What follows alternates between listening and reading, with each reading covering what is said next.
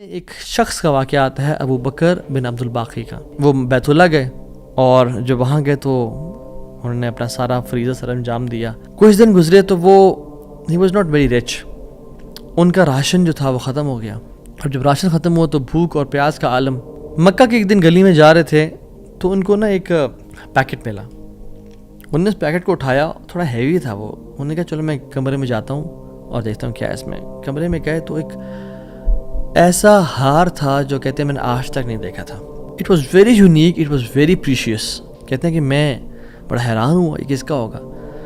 خیر الٹیمیٹلی میں نکلا اپنے کمرے سے باہر, حرم کی طرف آ رہا تھا تو مکہ کی گلیوں میں نے ایک دیکھا ایک شیخ یعنی ایک بزرگ انسان تھا جس کے ہاتھ میں 500 دینار تھے اور وہ اناؤنسمنٹس کر رہے تھے کہ میرے گھر والوں کا ہار گما ہے, جس شخص کو مل جائے وہ مجھے دے, میں اس کو 500 دینار دوں گا.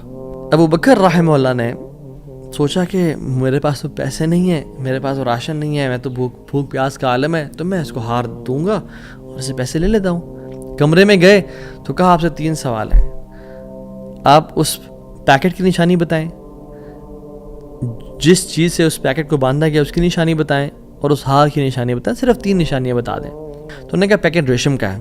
انہوں نے کہا بالکل ٹھیک ہے آپ نے. انہوں نے کہا کہ جو پیکٹ جس چیز سے پیکٹ کو باندھا گیا ہے وہ بھی ریشم کا دھاگا ہے. انہوں نے کہا بالکل ٹھیک ہے آپ نے.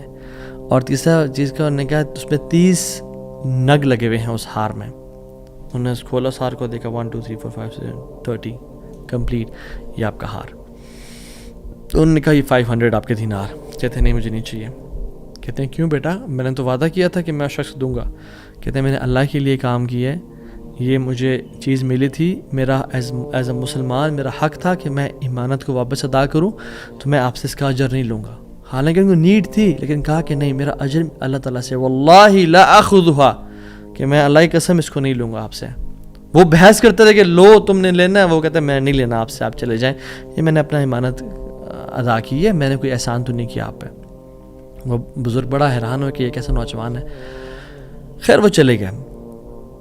کچھ عرصے بعد ابو بکر بن عبد الباقی رحمہ اللہ کہتے ہیں کہ میں فائنینشلی اسٹیبل نہیں تھا, تو میں نکلا کچھ تجارت کرنے کے لیے. تو میں جس شپ پہ بیٹھا ہند کی طرف میں نے سفر کیا. سافرت الی الہند, میں ہند کی طرف جانے لگا. اور کہتے ہیں جب راستے میں تھا تو اتنے برے طوفان نے ہماری شپ کو ہٹ کیا کہ پانی شپ کے بیچ میں آ گیا اور لاگز بکھر گئے اور وہ کشتی ٹوٹ گئی. کچھ لوگ ڈوب گئے, کچھ لوگ چیز چلا رہے تھے. میرے ہاتھ میں ایک لکڑی کا بہت بڑا ووڈ لاگ لگا, لکڑی کا ایک پھٹا سا لگا. میں نے اس کو زور سے پکڑ لیا. وہ مجھے جو ہے نا وہ سلولی اینڈ گریجولی کنارے پہ لے آیا.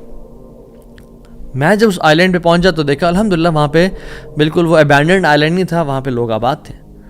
کہتے میں جب اندر گیا آئی لینڈ کی طرف اور دیکھا الحمدللہ مسلمان لوگ تھے اور وہاں پہ مسجد بھی تھی اور گھر بھی بنے ہوئے تھے. تو کہتے ہیں میں سیدھا مسجد چلا گیا. مسجد میں کہتے ہیں میں جا کے قرآن پڑھنا شروع کر دیا. جب قرآن پڑھا تھا تو ایک مزدور آیا میرے پاس اور کہتا ہے کہ آپ تو بڑا پیارا قرآن پڑھتے ہیں, اور ہمارے تو اس آئی لینڈ پہ آپ کہاں سے آئے ہیں؟ ہمارا تو اس آئی لینڈ پہ یعنی کوئی اچھا قاری نہیں ہے موجود کہ جو قرآن ایسے پڑھے. ماشاءاللہ یو ریسائٹ بیوٹیفل قرآن.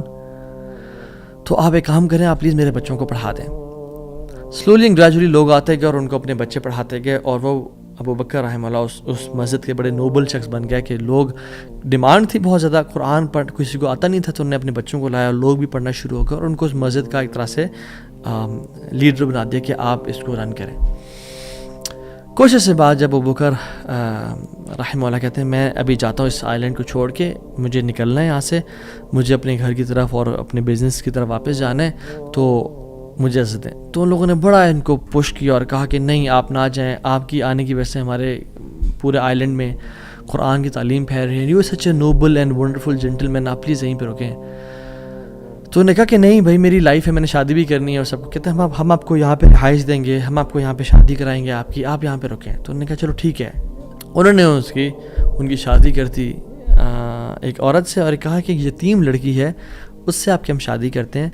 ہے تو وہ یتیم لیکن ہے بڑی مالدار وہ, کیونکہ اس کا باپ جو تھا وہ بڑا رچ انسان تھا.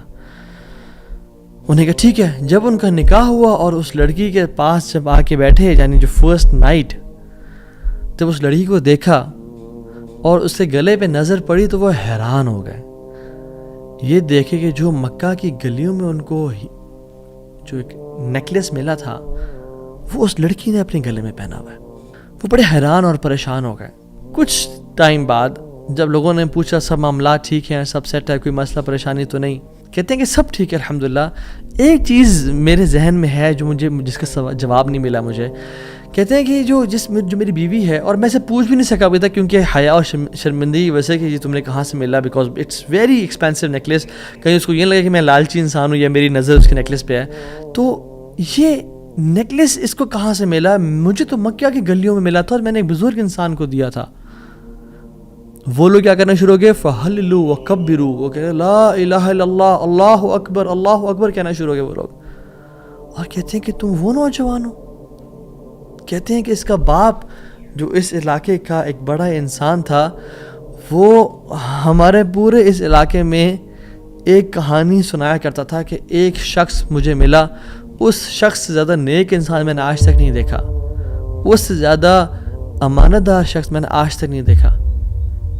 وہ ہمیں ایک لڑکے کی کہانی سنایا کرتا تھا کہ ایسے ایسے اس کو نیکلیس ملا، اس نے مجھ سے پیسے نہیں لیے اور مجھے وہ اتنا قیمتی ہار واپس دے دیا۔ اور وہ باپ اللہ کا نہیں گولی، وہ دعا کیا کرتا کہ یا رب میری بیٹی کی شادی اس بندے سے کروا دے یا رب جس نے مجھے وہ ہار ڈھونڈ کے دیا تھا۔ اور آج آپ یہاں پہ آ گئے، اللہ تعالیٰ کیسے آپ کو یہاں پہ لے کے آیا؟ اور وہ بڑا حیران ہوئے کہ سبحان اللہ، کس طرح سے انہوں نے ہار اللہ کے لیے دیا اور اس کا اجر صرف اللہ سے کی امید رکھی، اور اللہ تعالیٰ نے کہاں کہاں سے لا کے ان کو یہاں پہ ان کی شادی کروائی اور ان کی لائف کو سیٹل کیا، اور ہار بھی ان کو واپس لوٹا دیا۔